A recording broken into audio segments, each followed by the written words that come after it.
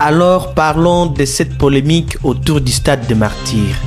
Alors c'est le ministre des Sports et Loisirs Didier Boudimbo qui a récemment pris une décision retentissante en suspendant les travaux de construction d'une station-service et d'un hôtel au sein de l'enceinte du stade des Martyrs à Kinshasa, bien sûr, une suspension décrétée et qui a également conduit à l'arrestation de l'ingénieur en chef du chantier qui n'a pas pu fournir les noms complets de son employeur, ajoutant un voile de mystère à une affaire déjà polémique.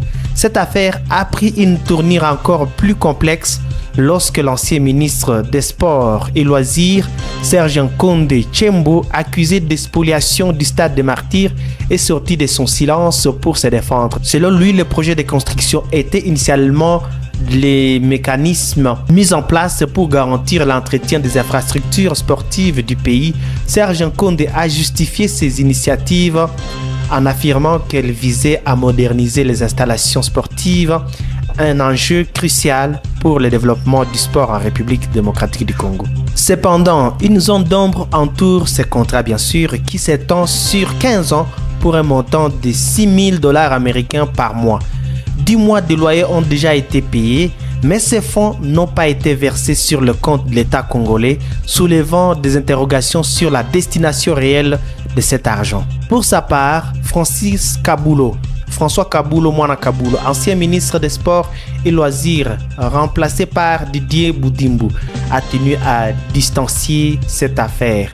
Alors, lors d'une déclaration publique, il a affirmé n'avoir aucune connaissance de ces dossiers, se déclarant étranger aux décisions prises concernant ces travaux. Le ministre Didier Boudimbo a promis de faire toute la lumière sur cette affaire qui soulève des questions cruciales sur la gestion des biens publics et l'intégrité des responsabilités impliquées. La suspension des travaux au stade des Martyrs, monument historique et culturel, est devenu un symbole de défi qui doit relever la gestion des infrastructures publiques en RDC.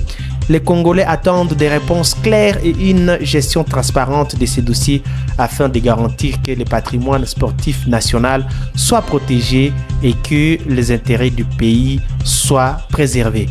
Qu'en pensez-vous? Écrivez-nous en commentaire.